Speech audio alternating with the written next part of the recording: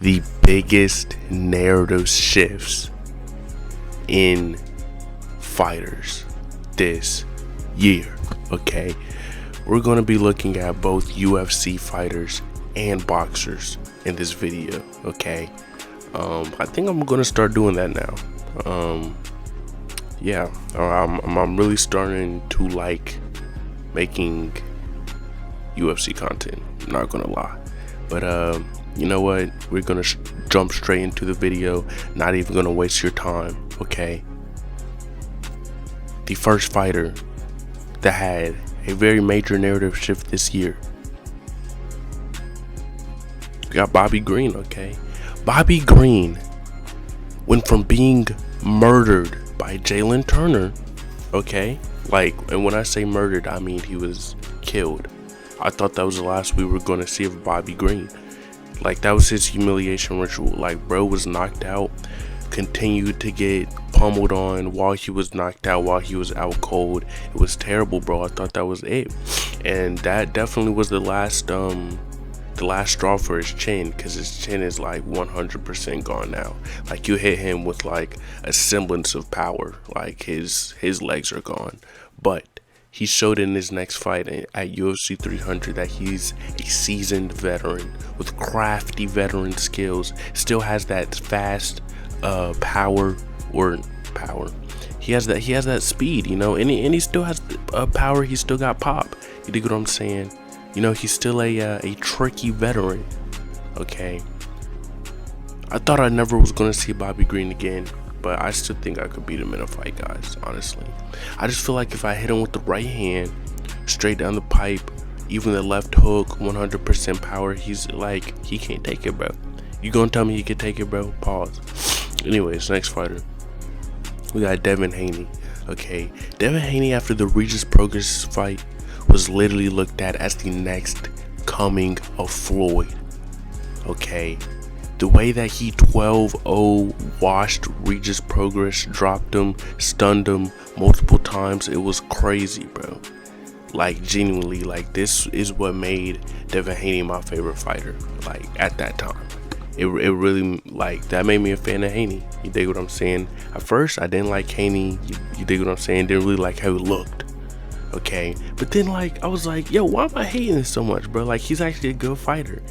And then April 2024, he gets dismantled by Ryan Garcia. Now, I've been hearing people say, oh, recently, that the Haney Garcia fight was actually closer than a lot of people are, you know, letting on, which is true. But you do have to understand, Devin Haney was only winning the quote-unquote dead moments of the fight. Like, he was winning when Ryan wasn't throwing. Okay, when Ryan started throwing and being aggressive, that's when things started getting shaky for Devin.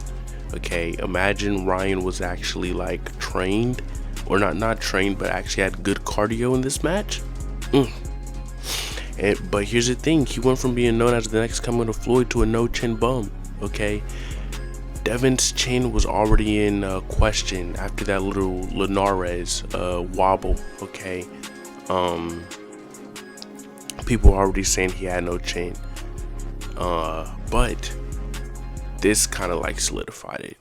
Like, bro, you have no chin. I'm not saying that he doesn't have a chin because Ryan Garcia is a hard hitter. I'm just saying this is what people think now. Ryan, very hard hitter. Devin kept getting back up. I think that's a testament to his chin. But I'm not gonna sit here and say he has the best chin ever, because at the end of the day, you did get dropped about 4 times in that fight. I ain't gonna lie to you, gang. Okay, but listen, got the next fighter. Okay, Anthony Joshua.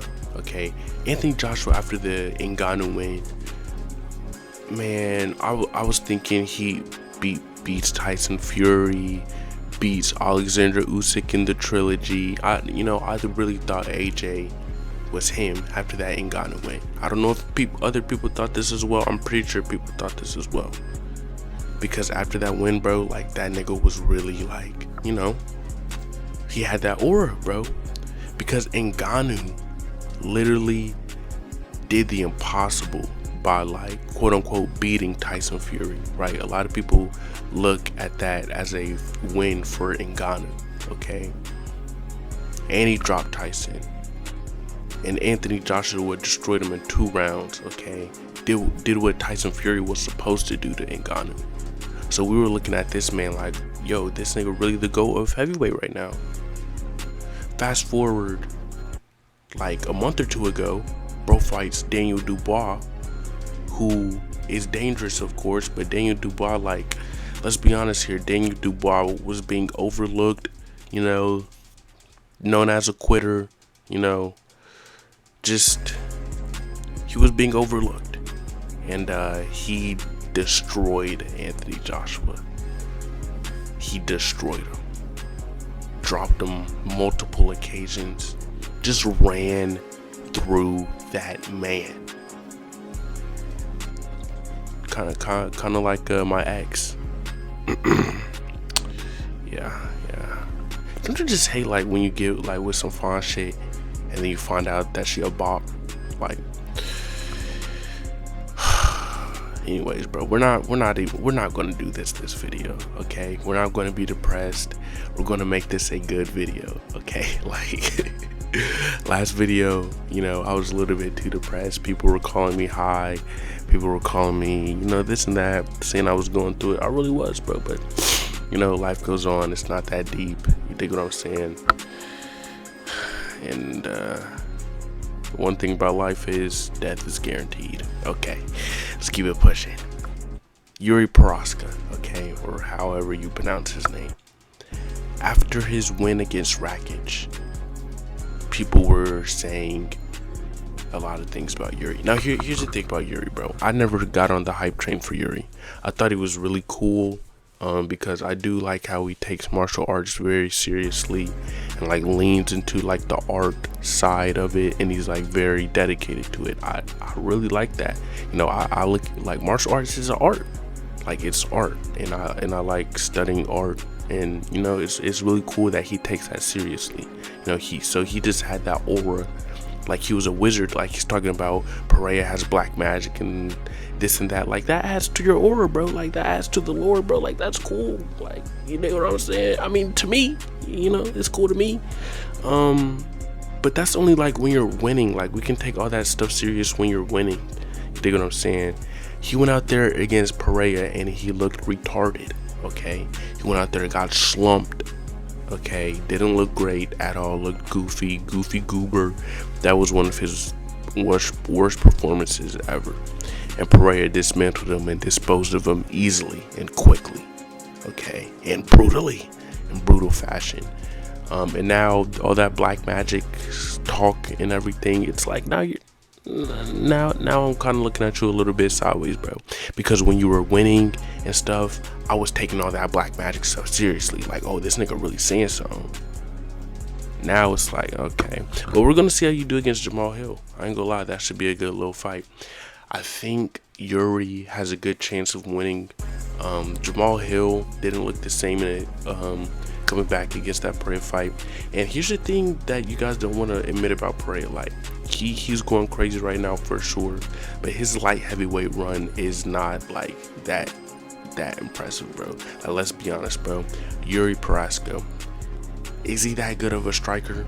Can we be honest? Is he that good of a striker? Not really. Jiri Prochazka is just like athletic. That's what he is, okay? And technique beats athleticism, and that's what Alex has, okay? And he has power.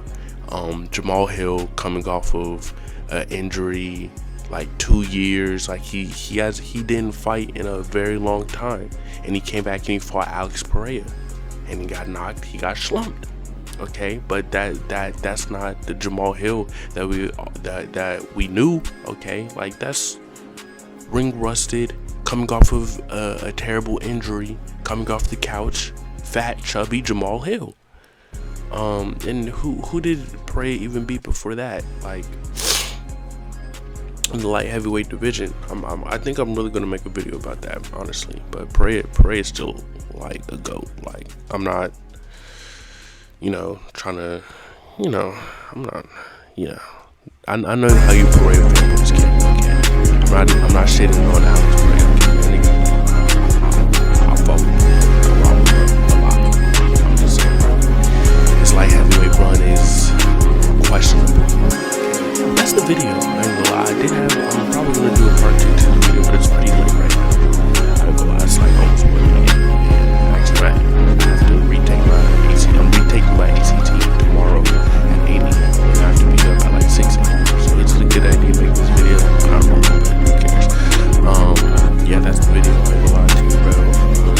Thank y'all for all the support. You know, make sure to like and subscribe. Do all that good stuff. I ain't gonna lie.